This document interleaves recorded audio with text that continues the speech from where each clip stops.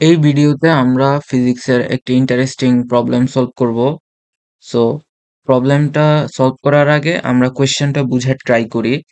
তো মূলত কোয়েশ্চেনটা বলতেছে যে একটি আহ, নৌকা নদীর পাড়ে বা পুকুর পাড়ে বা খালের পাড়ে কোথাও আছে নৌকা, স্থির নৌকা। বাট সে নৌকাটা হচ্ছে বাঁধা নেই। তো ওই নৌকায় একজন লোক এক পাড় থেকে অপর পাড়ের দিকে যাচ্ছে।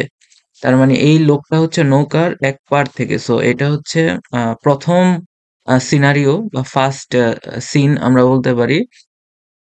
ফার্স্ট সিন, এই সিনে নৌকা স্থির এবং লোক হচ্ছে নৌকার এক প্রান্ত থেকে এ প্রান্ত থেকে বি প্রান্তের দিকে যাবে। ওকে। এবং যাওয়ার পর আমাদের কাছে কি মনে হবে? নৌকাটা একটু পিছনের দিকে যায়। মানুষ যদি সামনের দিকে হাঁটে তাহলে নৌকা একটু পিছনের দিকে যাবে। আমরা ভরবেগের সংরক্ষণশীলতার নীতি থেকে এই জিনিসটা দেখব। বা আমরা এই সিনারিওতে বলতে পারি নৌকা পিছনের দিকে একটা ব্যাগ দিবে এবং এইটাকে আমরা বলবো নৌকার পশ্চাৎ ব্যাগ। সো এখানে আমরা চলকগুলো নিয়ে একটু আলোচনা করি। লোকের ভর স্মল এম, লোকের ব্যাগ ভি, নৌকার ভর ক্যাপিটাল এম, নৌকার পশ্চাৎ ব্যাগ ক্যাপিটাল ভি। ওকে। সো এখন আমরা এখানে একটু বুঝার ট্রাই করি যে আমাদের টপিকের নাম দেওয়া আছে নৌকার ভর কেন্দ্রের সরণ। ওকে। সো প্রথমত আমরা একটু খেয়াল করি যে এইখানে এটা হচ্ছে ফার্স্ট ফিগার, আর শেষেরটা বা নিচের ছবিটা হচ্ছে সেকেন্ড ফিগার। তো সেকেন্ড ফিগার, এখন ফার্স্ট ফিগারে হচ্ছে লোকটি নৌকার এ প্রান্তে আছে, সেকেন্ড ফিগারে হচ্ছে লোকটা নৌকার বি প্রান্তে আছে। এখন বি প্রান্তে যাওয়ার ফলে নৌকাটা হচ্ছে একটু লেফট সাইডে বাম দিকে যায়, আর মানুষ বা লোকটি হচ্ছে ডান দিকে যায়। ওকে। তো এখন নৌকাটা হচ্ছে একটু বাম দিকে সরে যায়। সো ওই কতটুকু পরিমাণ সরে যায় সেটা যদি আমরা একটু দেখি, এখানে আমরা দেখব যে নৌকাটা একটু পরিমাণ বাম দিকে সরে যায়। ওকে। সো যেই পরিমাণ সরে যায় সেটা হচ্ছে এই যে এইটারে আমরা বলি যে এক্স পরিমাণ নৌকাটা বাম দিকে যায়। ওকে। আশা করি আমরা এই জিনিসটা বুঝতে পেরেছি। এখন দেখো, নৌকাটা বাম দিকে যায়, বাট সম্পূর্ণ সিস্টেম, এখানে সিস্টেম বলতে আমরা কি বুঝাচ্ছি? সিস্টেম হচ্ছে লোক প্লাস নৌকা, এই দুইটা মিলে হচ্ছে আমার এখানে সম্পূর্ণ সিস্টেম। এখন এই সিস্টেমটার নিয়ে হচ্ছে আমরা আলোচনা করব। আমরা যদি ইন্ডিভিজুয়ালি আলাদাভাবে দেখি নৌকার ভর কেন্দ্র, তো নৌকার ভর কেন্দ্রকে আমরা এই ক্রস চিহ্ন দ্বারা দেখাই। এখানে আছে এই যে সবুজ কালারের এই সাইন, বা সবুজ কালার বাদে আমরা রেড কালার দিয়ে একটু দেখাই যে এইখানে আছে নৌকার ভর কেন্দ্র, মিডলে আছে, একদম মিডলে। ওকে। এবং নৌকার মধ্যে লোক যখন এ প্রান্ত থেকে বি প্রান্তে অপোজিট প্রান্তে যায় তখন ভর কেন্দ্রটা হচ্ছে এখানে চলে আসে। ঠিক আছে, একটু লেফট সাইডে চলে আসে, বাট মিডল পয়েন্টেই কিন্তু আছে। এখন কোয়েশ্চেন হচ্ছে যে নৌকার ভরকেন্দ্রের কতটুকু সরণ হয়? আমরা বলতে পারি এখান থেকে যে এতটুকু পরিমাণ সরণ হয়। যতটুকু পরিমাণ সরণ হয় ঠিক ততটুকু পরিমাণ কিন্তু পিছনের দিকে যায়। এখন আমরা সম্পূর্ণ সিস্টেমের কথা বিবেচনা করি। আমাদের এই সিস্টেমে কোনো ধরনের বাহ্যিক বল আছে? তোমাদের কি মনে হয় এখানে কোনো ধরনের বাহির থেকে বল প্রযুক্ত আছে? উত্তর হচ্ছে না, বাহ্যিক বল নেই। সো আমরা এখানে বলতে পারি কোনো ধরনের বাহ্যিক বল এই সিস্টেমের উপর কার্যরত নেই। সো বাহ্যিক বল শূন্য, বা আমি বলবো যে F external equal to zero. এখন F external equal to zero এই সিনারিওতে আমরা কি বলতে পারি? যে আমাদের ভরবেগ সংরক্ষিত হচ্ছে, তাই তো? এটা ছাড়া এটাই তো আমাদের ভরবেগ সংরক্ষণশীলতার কন্ডিশন। তো এই সিনারিওতে আমরা লিখতে পারি যে ডিপি ওভার ডিটি, বা পি এর ডিফারেন্সিয়েশন, এবং পি হচ্ছে সম্পূর্ণ সিস্টেমের ভরবেগের পরিবর্তন শূন্য। তো এইখান থেকে আমরা বলতে পারি যে সম্পূর্ণ সিস্টেমের ভরবেগের পরিবর্তনের হার শূন্য। তো তখন আমরা বলতে পারি যে ই সিস্টেম কনস্ট্যান্ট, এবং আমরা বলতে পারি যে ভরবেগের পরিবর্তন, সিস্টেমের যে ভরবেগের পরিবর্তন সেটা শূন্য, কেননা কোনো ধরনের বাহ্যিক বল নেই। বা আমরা এভাবেও বলতে পারি যে P of system equal to F external into time. তো এই ক্ষেত্রে আমাদের এখানে অবশ্যই ভেক্টর সাইন দেওয়া উচিত।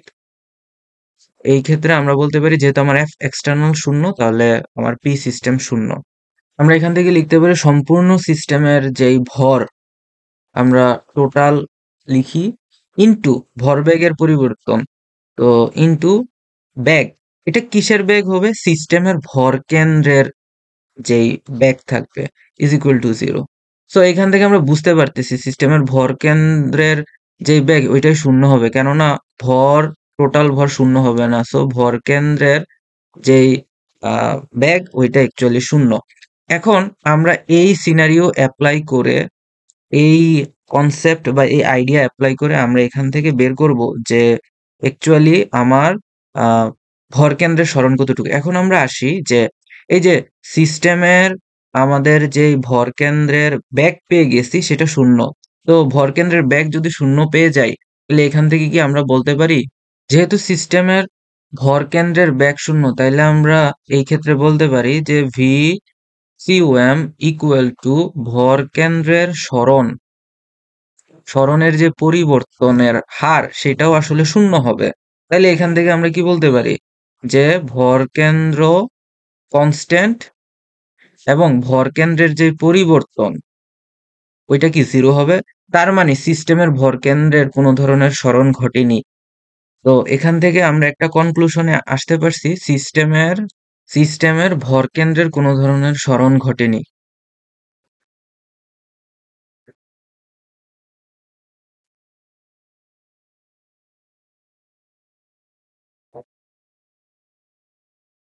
তো এখন তাহলে সরণ আসলে কিসের সরণ হলো? তো আমরা এই ক্ষেত্রে বলতে পারি যে মানুষের সরণ, মানে আমার যে টোটাল সরণ তো শূন্য, সিস্টেমের সরণ শূন্য। তো এই সিনারিওতে আমরা বলতে পারি যে মানুষের সরণ আর নৌকার সরণ দুইটার যোগফল কি হইছে? শূন্য হইছে। সো মানুষের বা লোকের সরণ বা আমরা মানুষের সরণই বলি, মানুষের সরণ প্লাস নৌকার সরণ দুইটা মিলে শূন্য, তাহলে একটা আরেকটার বিপরীত এই সরণ ঘটে। এখন এখন আমরা এখানে একটু বুঝার ট্রাই করি যে অ্যাকচুয়ালি সিস্টেমের সরণের যে কোনো ধরনের পরিবর্তন হয় নাই সেটা আমরা কিভাবে বুঝবো। এখন দেখো, এই যে মানুষটা, এই মানুষটা হচ্ছে এ থেকে বি প্রান্তে যায়। তো এই যে আমার এখানে পিঙ্ক কালারের লাইনটা আছে এটা বোঝাচ্ছে সিস্টেমের ভরকেন্দ্র। ওকে, সো ভরকেন্দ্র ঠিক এই বরাবর আছে। তো এখন নৌকা এবং মানুষ এই সিচুয়েশনে আছে, এবং পরবর্তী সিচুয়েশন বা সেকেন্ড সিচুয়েশন হচ্ছে আহ, দ্বিতীয় চিত্রটা। এবং দ্বিতীয় চিত্রতে দেখতেছি ভরকেন্দ্র, সিস্টেমের ভরকেন্দ্র আবার একই বিন্দুতে আছে, কিন্তু নৌকা একটু পিছনের দিকে যায়, মানুষ একটু সামনের দিকে যায়। এই সিনারিওতে দেখো, এখানে হচ্ছে আমার মানুষ, মানুষের ভরকেন্দ্র এখানে আছে বা মানুষের যেখানে আছে, তাহলে মানুষ এ প্রান্ত থেকে বি প্রান্তে যায়। ওকে, তো এখন আমরা এই আইডিয়াটা এখানে ইউজ করব যে কিভাবে আমরা এই জিনিসটা বের করতে পারি। তো এখন দেখো, আহ এই যে টোটাল আমার যে নৌকার লেন্থ সেটাকে আমরা ধরলাম এল এল। এখন আসো আমরা এই হিসেবটা করি। তো আমাদের তো একটা রেফারেন্স পয়েন্ট লাগবে, বা আমরা কোনো কিছুর সাপেক্ষে এই সরণ বা দূরত্ব এই জিনিসগুলো হিসেব করব। সো আমরা সবকিছু তীরের সাপেক্ষে হিসেব করব। সো তীরের সাপেক্ষে তীরের সাপেক্ষে লোকের সরণ, লোকের সরণ কতটুকু? এখন কি তোমরা বলবা যে লোকের সরণ হবে এক্স? এটা কি কারেক্ট? লোক কি এক্স পরিমাণ যায় নাকি এল পরিমাণ যায়? আমরা একটু দেখি তো এই ফিগারে। দেখো, লোক এখান থেকে, মানে এ প্রান্ত থেকে বি প্রান্তে সে কি পরিমাণ দূরত্ব অতিক্রম করতেছে? এল পরিমাণ মনে হচ্ছে, কিন্তু সে কি বি প্রান্তে গিয়ে পৌঁছায়? মানে আগের সিচুয়েশনে কি সে গিয়ে পৌঁছায়? সে কিন্তু এক্স পরিমাণ পিছনে আছে। তার মানে হচ্ছে আমার লোক হচ্ছে এক্স নয়, এল নয়, লোক হলো এল মাইনাস এক্স পরিমাণ তার সরণ ঘটে। একইভাবে লোকের সরণ এটা। এখন হচ্ছে নৌকার সরণ। নৌকার সরণ কি? নৌকার সরণ বা ভর কেন্দ্রের সরণ। আমরা এটাকে বলবো যে ভর কেন্দ্রের সরণ এক্স পরিমাণ। এখন এই দুইটা ঘটনা এট দ্য সেম টাইম হয়, টি সময়ে ঘটে। সো এখন আমরা বলতে পারি ভরবেগের সংরক্ষণশীলতার নীতি অনুযায়ী আমরা বলতে পারি যে P initial equal to P final. তো পি ইনিশিয়াল এবং পি ফাইনাল যদি সেম হয় তাহলে আমাদের পি ইনিশিয়াল ছিল 0, পি ফাইনাল কি হবে? পি ফাইনাল এখানে আসতেছে যে নৌকার ভরবেগ, আমি বাংলায় লিখি নৌকা প্লাস লোকের ভরবেগ কি হবে? যোগফল 0 হবে। তো এই সিনারিওতে আমার নৌকার ক্ষেত্রে M capital V vector plus M small V vector equal to 0। এখান থেকে আমরা ক্যালকুলেট করে দেখব যে আচ্ছা এখন হলো এই যে নৌকার ক্ষেত্রে নৌকা আর এটা হলো লোক। তো নৌকার ক্ষেত্রে ব্যাগটা কি? নৌকার ক্ষেত্রে ব্যাগ হচ্ছে নৌকার ব্যাগ ভি ইকুয়াল টু নৌকা কি পরিমাণ দূরত্ব অতিক্রম করে বা সরণ এক্স পরিমাণ, তাহলে same time x by T. আর মানুষের ক্ষেত্রে মানুষের ব্যাগ বা আমরা এটাকে গড় ব্যাগ বলতে পারি। ওকে, আমরা এটাকে ব্যাগ বলার থেকে গড় ব্যাগ বলাই শ্রেয়। তাহলে এই সিনারিওতে মানুষের গড় ব্যাগ হচ্ছে এল মাইনাস এক্স ওভার টি। এখন এখান থেকে আমি ক্যালকুলেশন করে যা পাবো সেখান থেকে আমি এক্স বের করব। Okay, so m into x over t. এখন দেখো একটা আরেকটার বিপরীতমুখী, সো আমরা এখানে সাইন সহ বসাবো। তো minus small M L minus X over T equal to 0। তো এইখান থেকে আমি টি কমন নিয়ে এরপরে লিখতে পারি M X minus M L minus X equal to 0। তাহলে আমরা লিখতে পারি M X minus small M L minus X is equal to 0। M X is equal to M L minus X equal to, sorry আমরা এটাকে right সাইডে নিয়ে আসছি, M X equal two